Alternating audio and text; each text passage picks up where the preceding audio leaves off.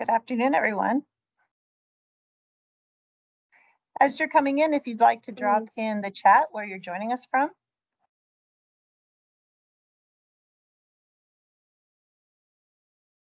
Waiting. Hi. Yeah. Oh, good morning. Good morning, Cassandra. Good to see you again. Hi. Sorry, I was having a little trouble getting in. I don't know. Maybe it's my computer. Maybe it's Team. Who knows? Well, we're happy to have you. Yes. Good to see you, Cassandra. It's good to see you.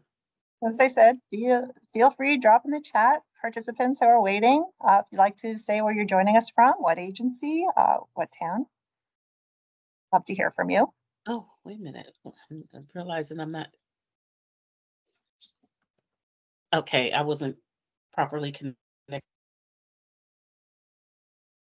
Cassandra, we could hear you. Now we can no longer hear you. Yeah. Oh, goodness. Oh, I can hear you now.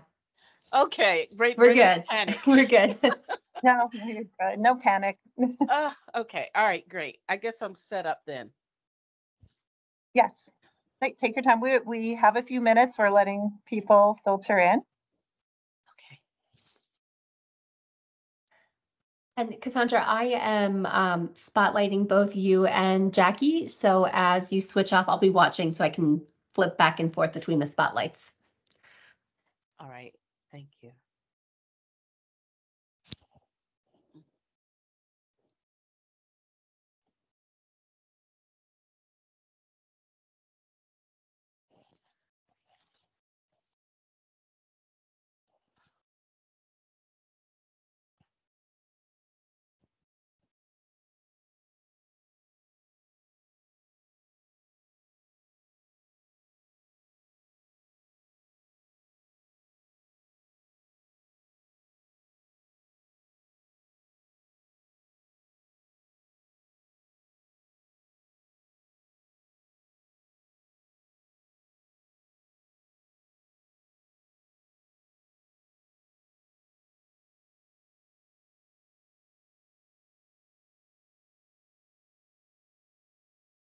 Okay, we're coming up on 12. We'll give everybody a minute or two to get admitted into the meeting.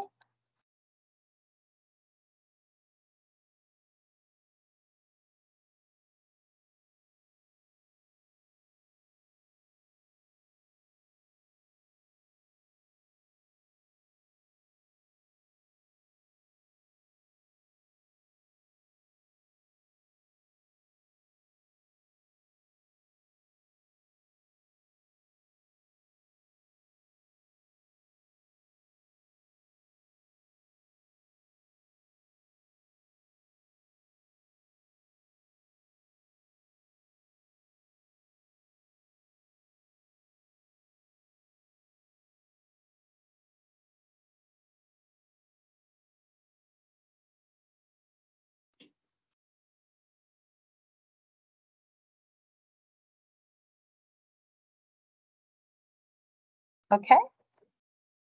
We'll give it just another minute.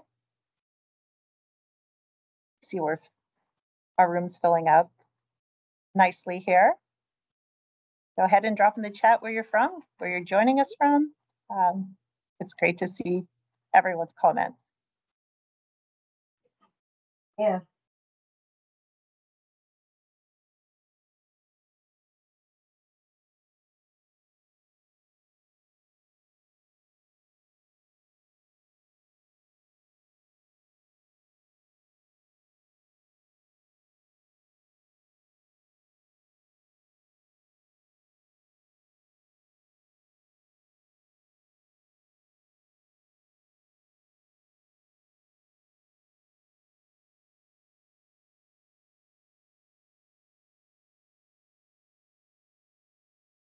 Okay, we'll go ahead and get started as everyone's filing in.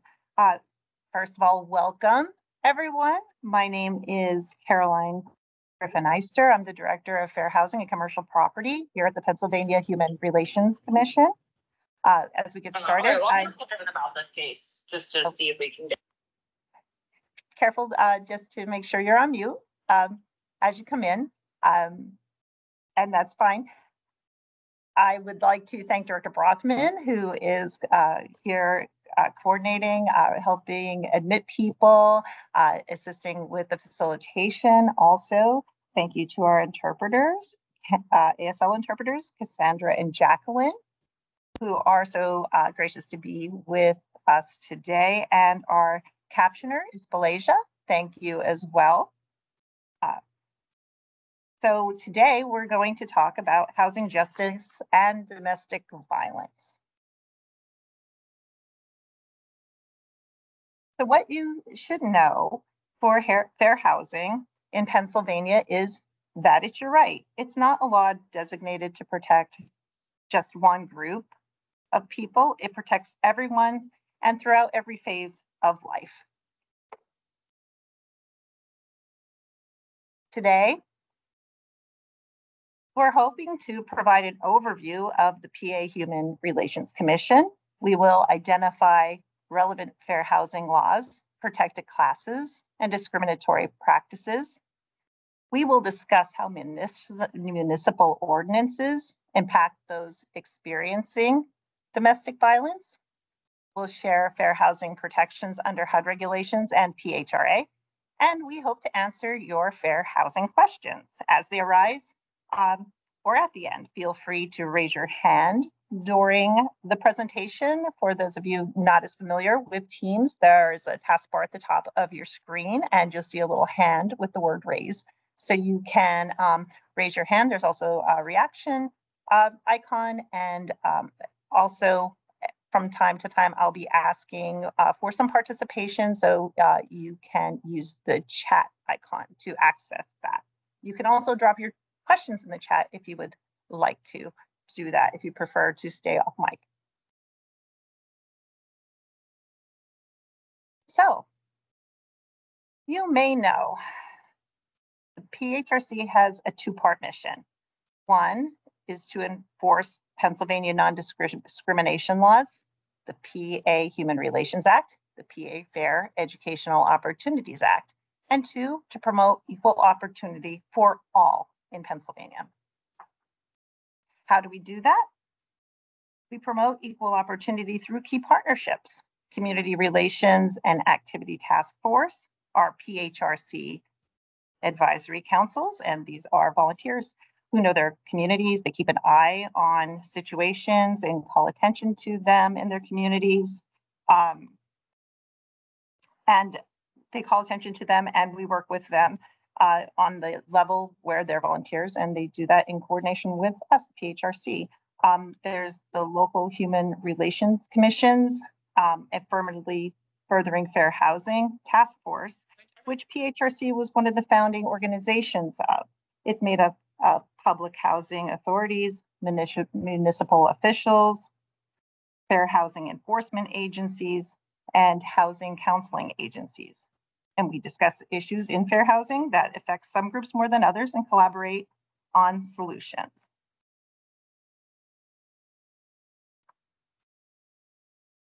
Another way is that we provide fair housing training through schools, employers, community organizations, housing providers, and local officials.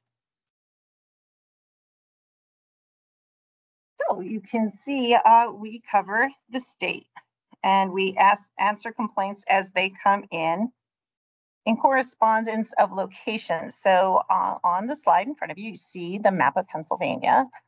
In the medium blue or corner for right side for me, but the smaller light blue section, that's where our Philadelphia regional office is located. In the light blue section, the mid part of the state, that would be our Harrisburg regional office region. And on the dark blue side of the state, of course, is our Pittsburgh regional office. So we filter in those complaints where they fall geographically. Good to know as well that our central office, executive office, is located in Harrisburg.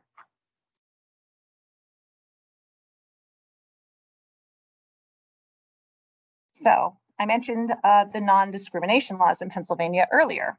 So we'll take a look at those. We have the Pennsylvania Human Relations Act, and that covers complaints in employment, housing for our interest today, commercial property, public accommodations, primary and secondary education, and also the Pennsylvania Fair Educational Opportunities Act, which is for complaints of discrimination in post-secondary education.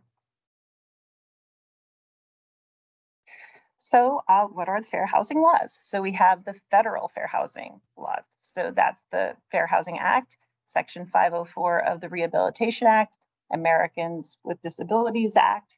In the state, we have the Pennsylvania Human Relations Act, and local, we check with your local ordinances for even more protections. You'll see that the state is more expansive than the federal, and local may even be more expansive than the state. A good example of that is Philadelphia. Philadelphia has a protected class that is source of income, which means you cannot be discriminated against, say, if you receive Section 8 vouchers. That's an example of where the local ordinance is offers more protections than the state, and also more than the federal. So it's a good idea and worth looking at your ordinances in your areas.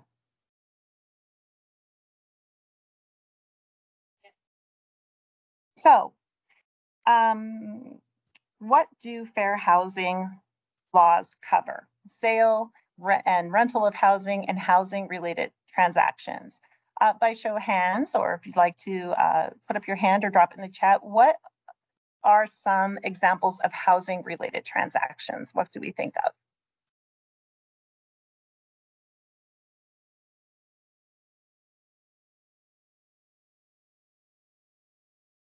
What would be a transaction related to housing? Good, I see leasing, rentals. Oh.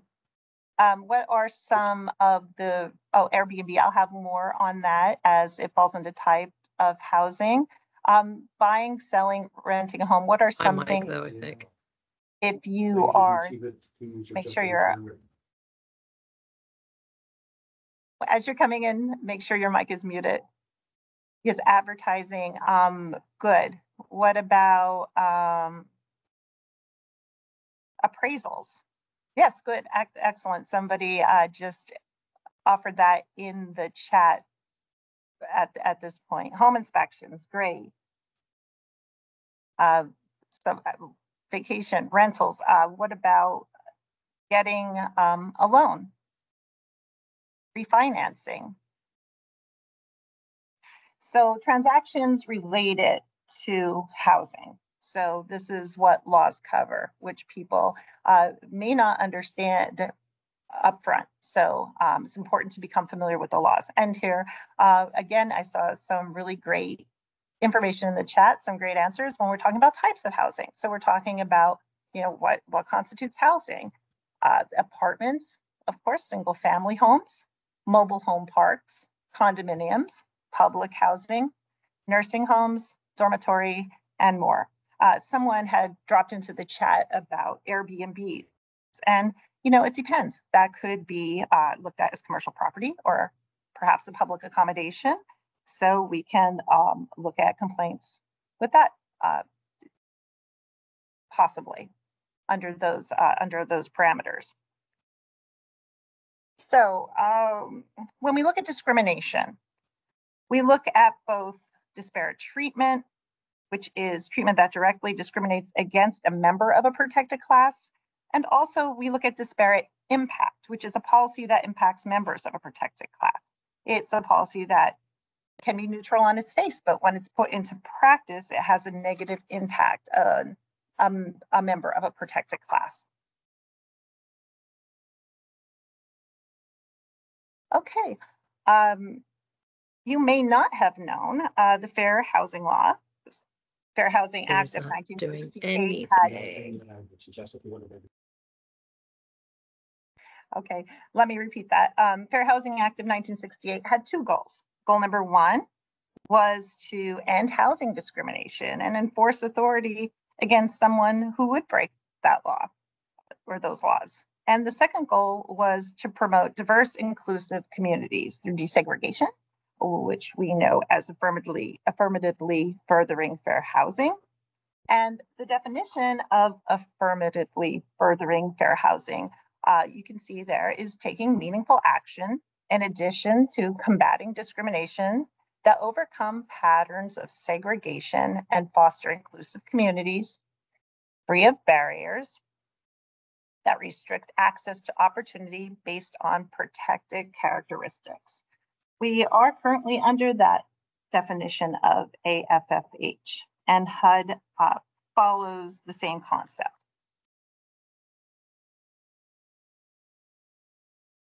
So looking at housing jurisdiction, in the far column on the left, you see that housing that is covered by the Act. So under Federal Fair Housing Act, we see housing providers with 4 or more properties unless they publicly advertise vacancies or receive federal funding. You can see the Pennsylvania Human Relations Act is more expansive here. And it relates to housing providers with as little as 1 property.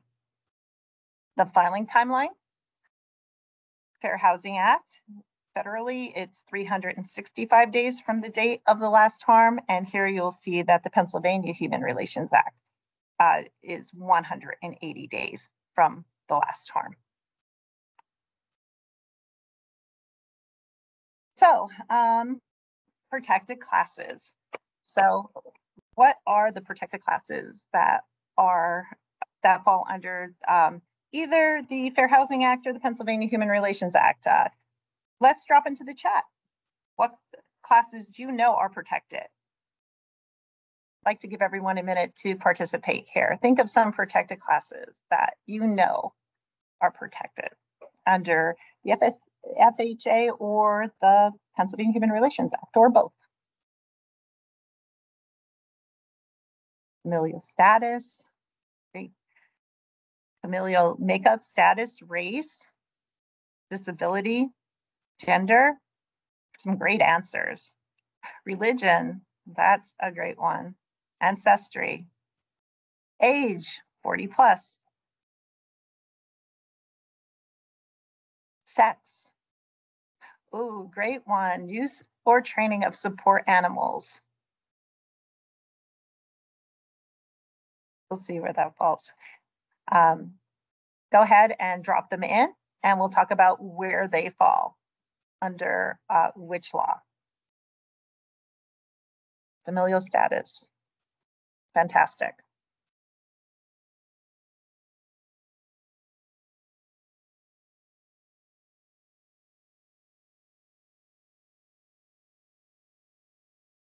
Okay, so here we go with the columns that are separating out to make this more understandable.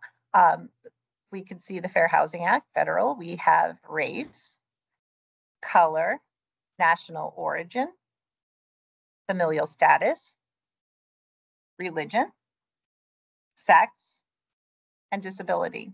And then, more expansively, under the Pennsylvania Human Relations Act, we have race, color, national origin, familial status, religious creed, sex, disability, age 40 plus, ancestry, and there's that use, handling, or training of support animals for disability. So you guys did a fantastic job naming the protected classes. And again, don't forget to check the local ordinances, as we mentioned before, for possibly even more protections.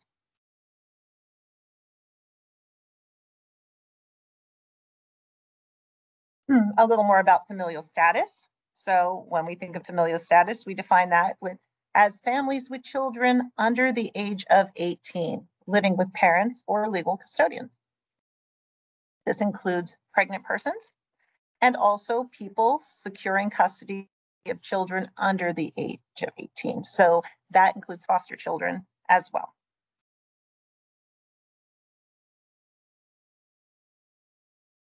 Okay, so sex as a protected class under the PHRA.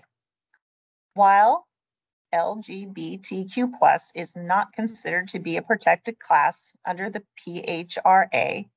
PHRC recently finalized regulations that establish that the term sex may refer to pregnancy status, childbirth status, breastfeeding status, sex assigned at birth, gender identity or expression, affectional or sexual orientation, differences in sex development, and these regulations are used by the Commission in accepting complaints, conducting investigations, and adjudicating cases.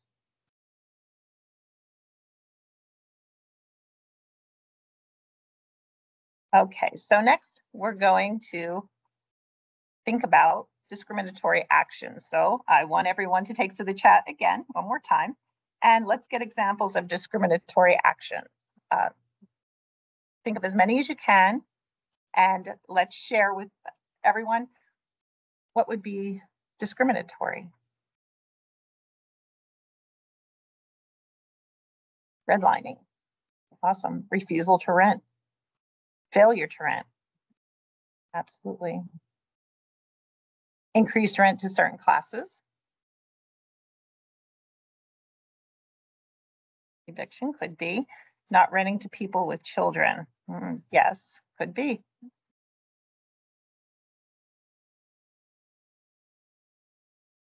Refusing to accommodate. Refusing to accept a service animal. Excellent.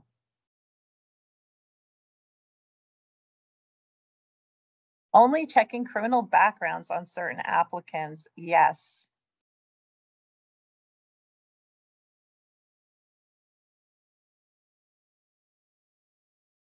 Anyone else have something to add here?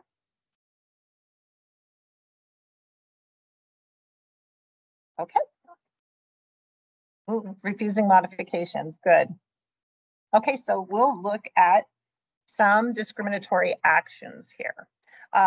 First of all, obviously discriminatory statements and discriminatory inquiries, which are a little less obvious sometimes. So it's acceptable to ask someone how many people are going to be occupying a unit. That's okay, but why would someone have to ask how many children do you have? It could seem conversational almost, but we have to consider and look out for these discriminatory inquiries. How about steering? And steering, what steering is persuading, basically. For instance, you would say to someone, maybe a leasing agent would say, I know you like this unit, but wouldn't you be more comfortable over here, by the playgrounds, or let me show you a unit closer to the school, bus stop, just like they couldn't say, buy a church or synagogue, or make a decision about same-sex siblings sharing bedrooms. We don't want to see housing providers or leasing agents taking away people's freedoms. It's up to someone else, someone where they want to live, and not up to where someone may want the potential tenant to live. People live where they want. So that's what steering is, being persuaded to look at or live somewhere in someone's perception would be better for a person or for their own intentions. People have a right, and no one can make that decision for the tenant. That's their freedom. Okay, so, and this came up in the chat. We definitely touched on this one: refusal to sell, lease, or finance housing. Unfair appraisals there.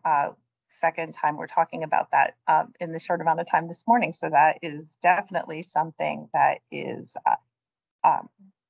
relevant right now. Unfair appraisals, predatory lending, discriminating in housing terms or conditions, unequal provisions of services and facilities, sexual harassment, and refusal to provide reasonable accommodation and modifications.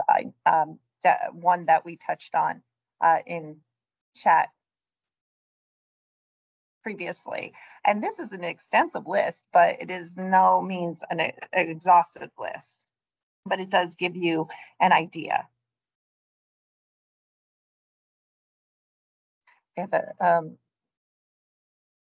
a question in the chat. So Sean is asking, is the landlord allowed to say they have occupancy limit based on bedroom size? Sorry about that. It is okay to, oh, Gloria came in. Thank you, Gloria. There are guidelines by HUD. There's a difference between asking how many people would be occupying a property and specifically asking about children. That could be looked at as discriminatory in practice. Caroline, can I say something really quickly? Oh, Okay. absolutely. I'm happy to right. open the floor for insight. Thank you. I want to introduce everyone, Gloria Richardson. Right. And there's laws under HUD that is by the measurement of the size of the bedroom and how many people can be in those bedrooms. So they can ask under the lease, like they may say, who are all the occupants of the household? So that's regardless of children or adults. And then they might say, based on the apartment that you're getting or house that you're getting, you're going to need so many bedrooms. We have that law, and if want to, Caroline can produce that document. I'll give it to her if she doesn't have that on hand, and then it can be put out maybe to all the people on the line so that they know what the guidelines are. Yes, thank you so much, Gloria, for adding that information. We will be providing materials within 24 hours after this presentation, and thank you for your offer. If you know it's something you don't necessarily need to drop it into the chat or anything, it might be good for us to include that, and that would be fantastic. Yes, and thank you for any clarification there. As again, the question in steering, it's about making it perhaps about the children or those discriminatory inquiries. It's important to differentiate between, you know, what's okay and what certainly isn't okay. So thank you for that, Gloria.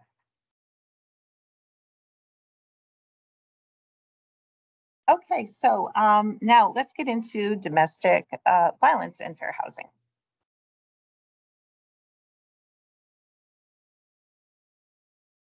So why is it important? We look at these statistics. 112 victims lost their lives to domestic violence in Pennsylvania in 2021. This number includes 70 females and 42 males. Between 22 and 57% of all homeless women report that domestic violence was the immediate cause of their homelessness.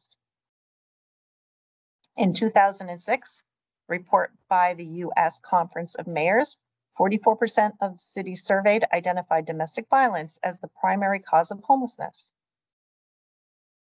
And it's important because there's a need for safe housing, and economic resources to maintain safe housing are two of the most pressing concerns among abused women who are planning to or have recently left their abuser. While there's no explicit protection in the PHRA or the FHA for survivors of domestic violence, however, survivors often are discriminated against because of the violence committed against them. Recall in the beginning, I talked about disparate impact and disparate treatment. So here you can see where a survivor could be subject to both disparate treatment and disparate impact. Because of the majority of survivors of domestic violence, statistics tell us that they are female, they could qualify as a complainant under the PHRA and the FHA protected category sex. Policies and practices that target or otherwise discriminate against women because of their status as a survivor of domestic violence would qualify as sex discrimination.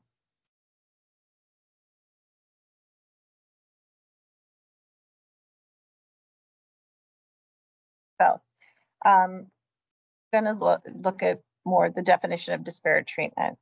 A housing provider may not intentionally discriminate based on the protected class in a housing related transaction.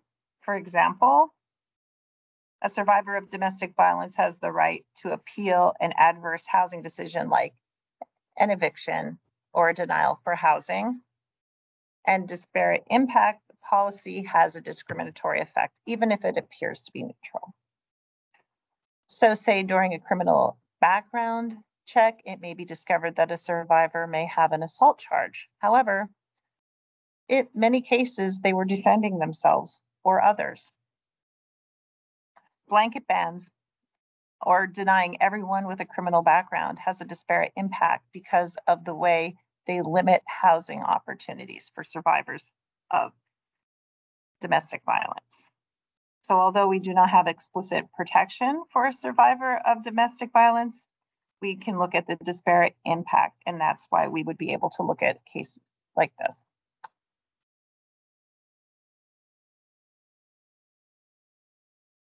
So an example of disparate treatment would be, to go back to make sure it's clear, like maybe in the community, someone would become aware of a housing provider and say to someone, you know, you have a history, you're always fighting with your, you know, live-in boyfriend.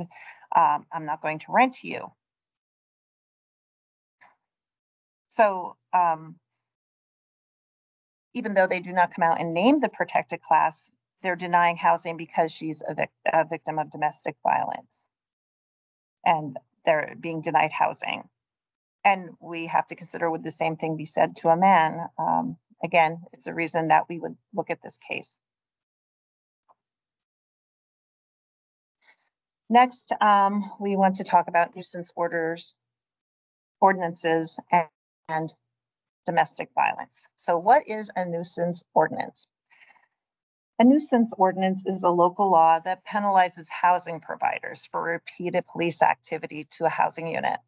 Survivors of domestic violence or intimate partner violence may call the police for protection from their abuser.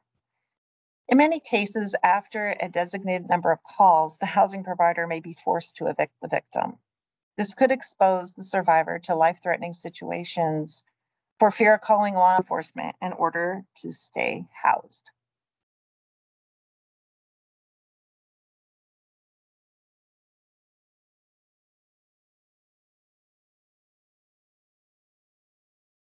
So when you think about that off the slide, even for a moment, you know, when we talk about homelessness and these barriers for women or for people experiencing domestic violence, it impacts, you know, the decision that someone has to make.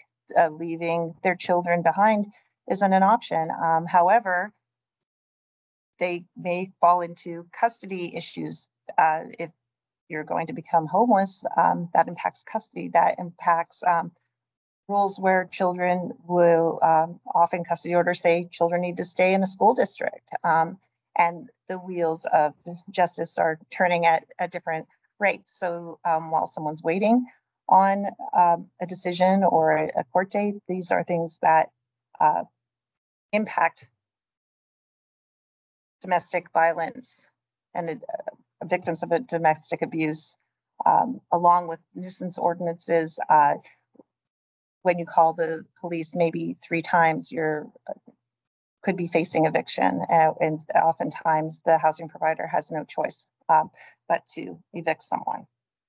So that brings us up to the Violence Against Women Act, VAWA.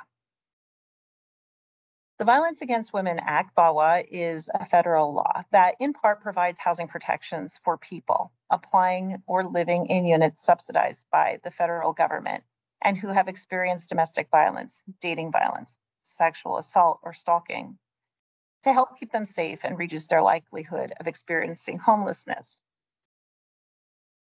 It was originally signed into law in 1994 and has been updated to increase protections multiple times since then, and most recently in 2022.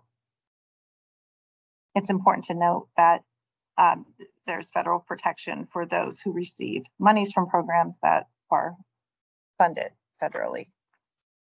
So what does VAWA do? It establishes with HUD a gender-based violence prevention office with the VAWA director, who will oversee the implementation of the VAWA housing title within HUD in coordination with other federal agencies.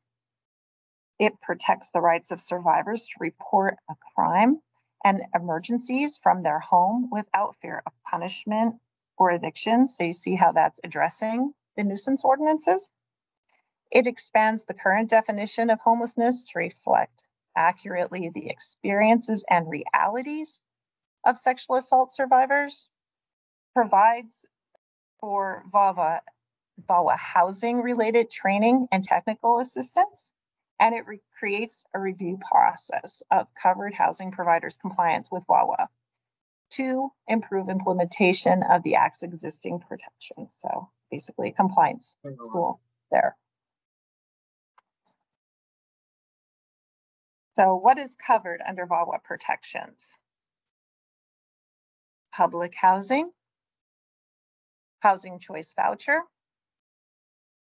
project-based Section 8, Section 8 moderate rehabilitation, single room occupancy, SRO, Section 202 supportive housing for the elderly, Section 202 direct loan, Section 811 supportive housing for persons with disabilities, housing opportunities for persons with AIDS or HOPA, home investment partnerships, emergency solution grants, continuum of care, Section 221 below market interest rate, multifamily rental assistance, Section 236 multifamily assistance, and housing trust fund. So basically everything, which was the intention. So we talked about what is covered. So now how does VAWA protect survivors? Under VAWA, someone who has experienced domestic violence, dating violence, sexual assault, and/or stalking cannot be denied admission to or assistance under a HUD subsidized or assisted unit or program because the VAWA violence abuse committed against them. They cannot be evicted from a HUD subsidized unit nor have their assistance terminated because of the VAWA violence abuse committed against them. They cannot be denied admission, evicted, or have their assistance terminated for reasons related to the VAWA violence abuse, such as having an eviction record, a criminal history, or bad credit history. So again, we see maybe they have that assault charge, but it was in self-defense, so it cannot be used for eviction. They must have the option to stay in their HUD subsidized housing, even if there has been criminal activity directly related to the violence and abuse, as just stated. They can request an emergency transfer from housing provider for safety reasons related to VAWA violence abuse committed against them. So much of this directly refutes the nuisance ordinance. So continuing on how VAWA protects survivors, cannot be coerced, intimidated, threatened, or retaliated against by HUD subsidized housing providers for seeking or exercising VAWA protections. So a piece of retaliation, addressing that there. And they have the right to seek emergency law enforcement or emergency assistance for themselves or for someone else without being penalized by local laws or policies for these requests, or because they were victims of criminal activities. They must be able to provide proof to the housing provider by self-certifying. They should not be required to provide more proof unless the housing provider has conflicting information about the violence or abuse. They must receive HUD's notice of VAWA housing rights from the housing provider when they are denied an admission to HUD subsidized unit or HUD program. When they are admitted to HUD subsidized unit or a HUD program, and when they receive a notice of eviction from a HUD subsidized unit or notice of termination from the HUD program. And they have the right to strict confidentiality of information regarding their status as a survivor. This includes just simply telling someone a person is moved because they were needed to be moved for the instance of domestic violence, because that could impact their safety. So it encompasses that as well. And also they can request lease bifurcation from the owner or landlord to remove the perpetrator from the lease or unit. And if the housing provider bifurcates, it must be done consistent with applicable federal, state, or local laws. And the requirement of the HUD housing program. Excuse me. So to repeat that last point, they can request to separate in the lease. They can't be held to their partner in that. They have to be allowed to request to have a lease bifurcation. Oh. If you believe that you've been discriminated against in your housing, you can contact the PHRC or local fair housing agency with the information provided here. Also, you can learn about filing a fair housing complaint on our website, and the number for our intake department is posted there as well. If you believe your rights under VAWA have been violated, you can file a complaint with HUD. And also how to file with VAWA in that specific kind of complaint is available here as well. So notice that it's specific to two different websites. One is for general complaints with HUD in fair housing, and the second is specifically for VAWA, violence against women. You want to learn more, we have resources here. They'll also be included with materials provided to you within 24 hours after attending this presentation. So we have the HUD Domestic Violence Against Women Act, the National Housing Law Project, local nuisance ordinances and their impacts on domestic violence survivors, an introduction for law enforcement. There's resources here, and also the presentation is being recorded, so you may find that helpful as well. Here we have how to get in contact with us. Our central office is here at 333 Market Street, Harrisburg, Pennsylvania. If you're interested in outreach training like this particular training, in person or virtually, you can contact Brittany Mellinger, our Fair Housing Training and Outreach Coordinator, with her information there, or myself, Caroline Eister, Director of Fair Housing and Commercial Property. We also have our Fair Housing hotline number posted as well. The other portion, you see the QR code. If you would be so kind, after the presentation, we will have some time for discussion and some time for questions, but the QR code is important to scan because it gives us feedback about our trainings, how we can improve information, and also request what you want to hear about. What's important in our Fair Housing Empower Hours and in other aspects and divisions of PHRC. So at this point, I'd like to open up the floor for questions or comments. We're coming up, we have a few minutes left in our presentation.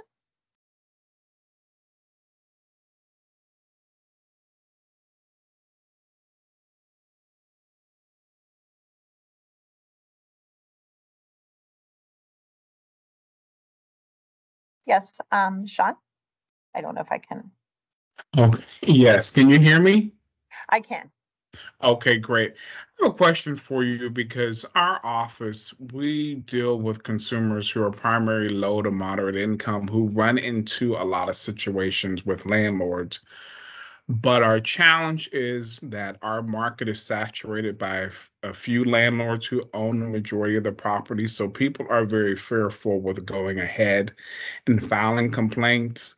So I would like some tips on how we can really encourage people, how they can be protected. But in a small community, this is a big problem for us. Yes, thank you for your question. Understood. Does anyone have any similar concerns? Has anyone else run into that they'd like to discuss? Any tips for Sean on what to do in this case?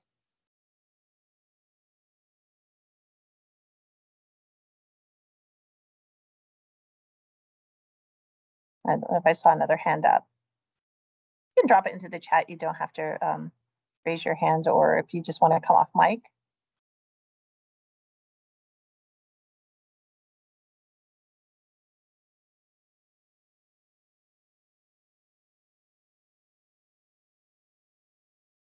Okay, well, understandably, people can be fearful if that is the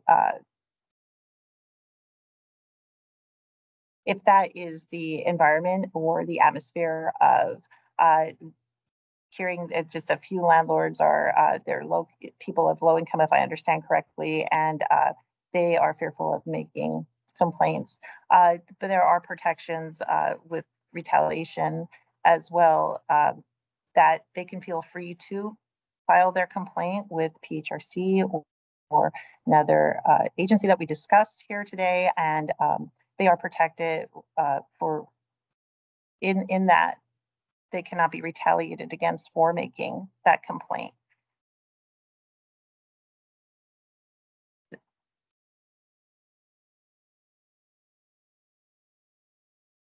I can definitely compile some tips and add those into the materials too for you, Sean, moving forward, and add them in, and be glad to do that and share that as a resource with everyone,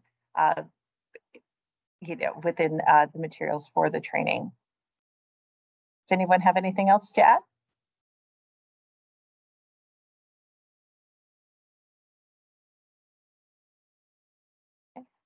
With that, if there are any other questions, any other comments?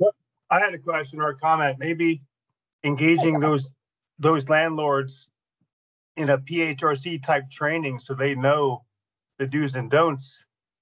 And I'm sure maybe they don't want to be engaged so they can claim ignorance, but getting the word out there is key. So making sure they know retaliation is unlawful and you're going to get yourself into hot water. Maybe think in the short term you're doing something good for your business by limiting somebody, but you're really stepping into a mess legally. And you think if they're business people, they want to avoid that. So if they want to be smart, they're not going to do it. But maybe that wasn't a good question. I was just thinking maybe our recognition of a need to get the information out there to these type of landlords. And sympathy for Sean's question. Oh, well, no, absolutely. And thank you, Christopher. That is a great point. To the more training that's out there, more awareness of the consequences of discrimination and retaliation. Definitely, complaint can be made.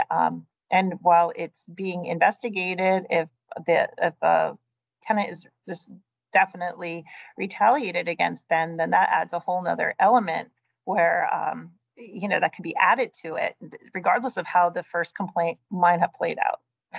So it's important to know the penalties and to know the consequences, and the more awareness we can get out there. I know your point is heard that they aren't necessarily compelled to want to have the training, but it's better to find out the information firsthand than the consequences of that as PHRC is the enforcement agency for discrimination in Pennsylvania.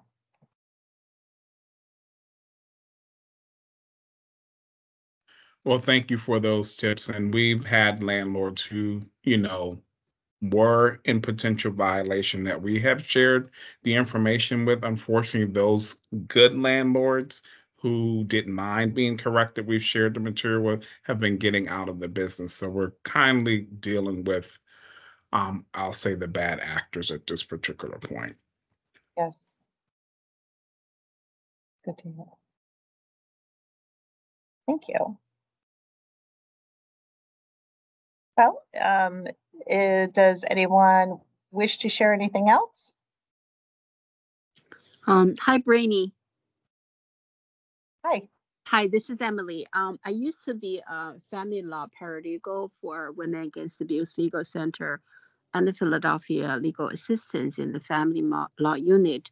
So that was almost 15 years ago. So at that time, there's not that much education for the discrimination against the domestic violence victims. For the housing needs, I think is very, very important, very beneficial to the victims. So I think it's very good. I don't know how much you have reached out to them, do some education, especially to those organizations who are helping the domestic violence victims and also the court system, and then to educate them and how they can handle all these cases without any discrimination against victims. Thank you. That's great remarks, because again, victims of domestic violence aren't recognized as a protected class in and of itself. So it stands to reason that people and even agencies, as you've described, aren't necessarily making that correlation.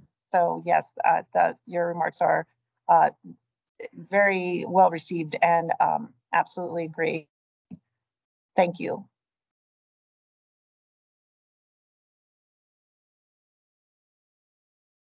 Anyone else?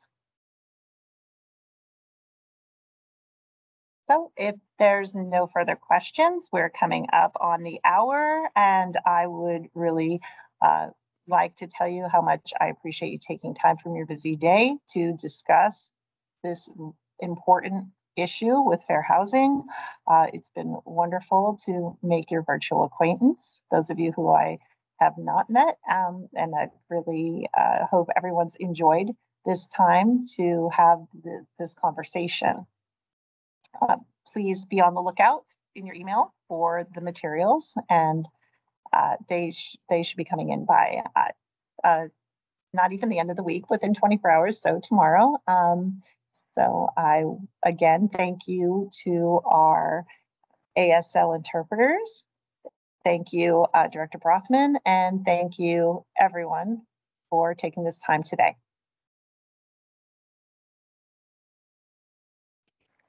Thank you very much. Thank you for having me.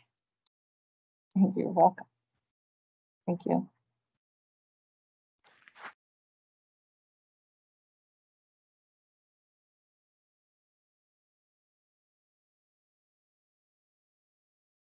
All right, thank you, everybody. I'm going to go ahead and end the meeting.